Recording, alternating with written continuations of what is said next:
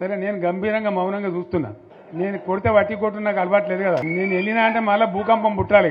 BRS రజతోత్సవం మహాసభ ఇది BRS శ్రేణుల్లో full జోష్ ని క్రియేట్ చేసి కాంగ్రెస్ ప్రభుత్వంలో లేకపోతే రేవంత్ రెడ్డిలో ఒక వణుకు పుట్టించబోతోందా అంటే రాజకీయ విశ్లేషకులు అవుననే అంటున్నారు. ఎందుకంటే ఇది ఎంతో పకడ్బందీగా ప్లాన్ చేస్తున్నారు కేసీఆర్. దానికి సంబంధించి నియోజకవర్గ ఇన్ఛార్జులకి లేకపోతే ఎమ్మెల్యేలకి ఎమ్మెల్సీలకి ఒక ఇన్ఛార్జ్ గా బాధ్యతలను కూడా అప్పగించేశారు. ఇది ఎంత పెద్దగా ప్లాన్ చేస్తున్నారో ఒకసారి చెప్తాను వినండి. ఎలా అంటే 1213 ఎకరాల్లో 50 లక్షల మందితో ఈ సభనైతే ఏర్పాటు చేస్తున్నారు. ఈ రజతోత్సవం మహాసభకి 1213 ఎకరాలు అన్నా కదా, అందులో 150 ఎకరాలు ఓన్లీ సభ ప్రాంగణం, మిగతా 1059 ఎకరాలు పార్కింగ్ స్పేస్. అంటే ఒకటేసారి 50,000 కార్లు లేకపోతే 50,000 వాహనాలు పార్క్ చేయడానికి ప్లేస్ అయితే ఉండనుంది.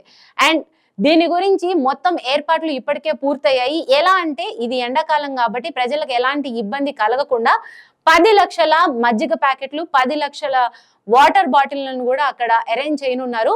1500 మంది వాలంటీర్లు ఇక్కడ ఎటువంటి అవాంఛనీయ ఘటనలు జరగకుండా పోలీస్ బందోబస్తుతో పాటు ఈ వాలంటీర్లు కూడా ఉండనున్నారు.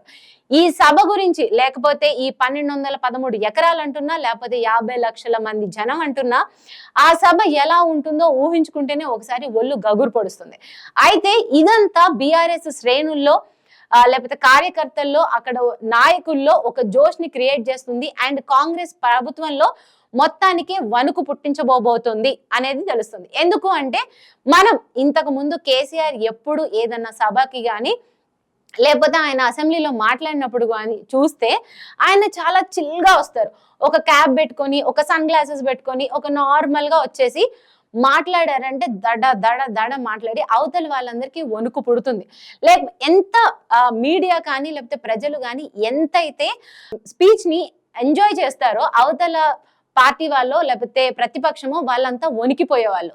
కానీ కాంగ్రెస్ ప్రభుత్వం అధికారంలోకి వచ్చి 15 నెలలు అవుతున్నా ఇప్పటి వరకు కేసీఆర్ వచ్చి అంతగానం మాట్లాడింది లేదు. ఏదైనా ఎర్రవల్లిలోని నివాసంలోనే ఇప్పటి వరకు పార్టీ మీటింగ్స్ అయినా ఏవైనా జరుగుతూ వస్తున్నాయి.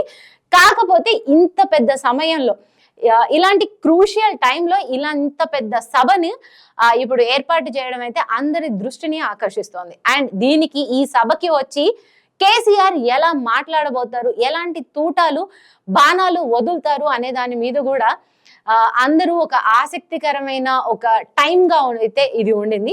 యాక్చువల్లీ నేను మీకు కొన్ని అంటే ఏం మాట్లాడబోతున్నారు అనేది రాజకీయ విశ్లేషకులు కొంచెం అయితే అనుకున్నారు. దీనికి సంబంధించి నేను కొన్ని పాయింట్స్ అయితే చెప్తాను వినండి. అవేంటి అంటే ఇప్పుడు రేవంత్ రెడ్డి పరిపాలన అండ్ రేవంత్ రెడ్డి ఎలా మాట్లాడుతున్నారు లేకపోతే ఎలాంటి పాయింట్స్ గురించి ఆయన చర్చిస్తున్నారు అనే దాని మీద కంపల్సరీ కేసీఆర్ మాట్లాడతారు.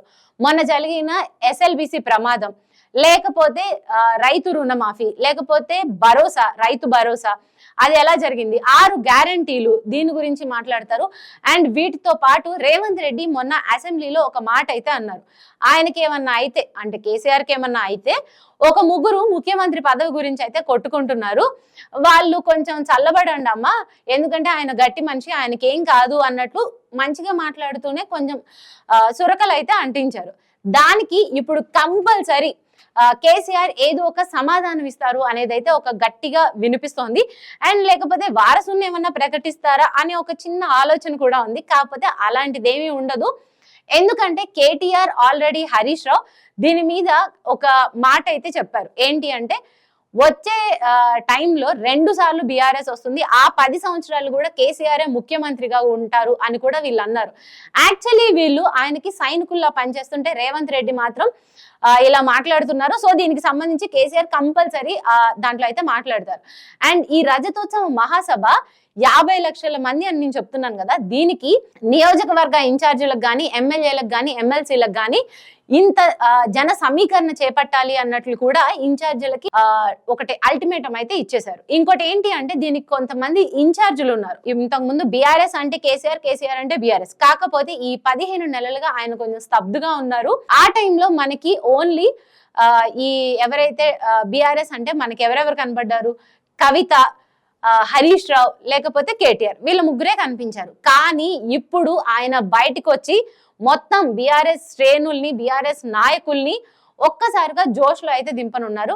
ఎందుకు అంటే ఆల్రెడీ బీఆర్ఎస్ నాయకులు కొంతమంది ఎవరైతే ఉన్నారో వాళ్ళు మొన్న ఎలక్షన్స్ లో ఓడిపోయారు. 1.5 year నుంచి వాళ్ళకి ఎటువంటి అధికారాలు లేవు. సో వాళ్ళు కూడా చాలా క్రేవ్ తో ఉన్నారనమాట. అంటే వాళ్ళకి కూడా అధికార క్రేవింగ్స్ ఉంటది కదా ఇన్ని రోజులు పరిపాలించి. సో వాళ్ళందరూ కొంచెం డల్ అయిన టైంలో లేకపోతే వాళ్ళందరిలో ఉత్సాహం ఆల్రెడీ వాళ్ళందరూ ఎప్పుడెప్పుడు కేసీఆర్ బయటకు వస్తారు లేకపోతే ఎప్పుడెప్పుడా అని వెయిట్ చేస్తూ ఉన్నారు. వాళ్ళందరికీ కూడా ఇదొక మంచి పరిణామం అయితే అనుకోవచ్చు. సో ఈ 50 లక్షల మందిని అంటే ఇక్కడ రజతోత్సవ మహాసభని చాలా గ్రాండ్ గా సక్సెస్ చేయడానికి దీనికి కొంతమంది ఇన్ఛార్జీలు ఉన్నారు. ఎవరైతే బీఆర్ఎస్ లో ముఖ్య నేతలు ఉంటారో కేటీఆర్, హరీష్ రావు, కవిత, లేకపోతే పువ్వాడ అజయ్ కుమార్, ఎర్రబల్లి దయాకర్, సవితా ఇంద్రారెడ్డి, లేకపోతే దాసోజు శ్రవణ్, బండారు లక్ష్మారెడ్డి, లేకపోతే తలసాని శ్రీనివాస్ యాదవ్, ఇలా కొంతమంది ముఖ్య నేతలు అయితే ఉన్నారు. వీరితో పాటు మరికొందరు కూడా ఆ రోజు ఎవరైతే ఈ 50 లక్షల మంది బీఆర్ఎస్ పార్టీ కార్యకర్తలు గాని లేకపోతే పర్సనల్ గా కేసీఆర్ అభిమానులు గాని అంతమంది అక్కడికి రానున్నారు. సో వారి అందరి బాధ్యతని కూడా కేసీఆర్ ఈ ఇన్ఛార్జీల మీద పెట్టడం అయితే జరిగింది. చూడాలి మరి April 27 వరంగల్ ఎల్కదుర్తి సమీపంలో జరగబోయే రజతోత్సవ మహాసభ ఎంత సక్సెస్ కానుంది అండ్ బీఆర్ఎస్ శ్రేణుల్లో ఇది ఎంత జోష్ నింపనుంది, కాంగ్రెస్ లో ఎలాంటి దడ పుట్టేలా చేయనుంది అండ్ కేసీఆర్ స్పీచ్ ఎలా ఉండబోతుంది అనేది కూడా మనం వేచి చూడాలి.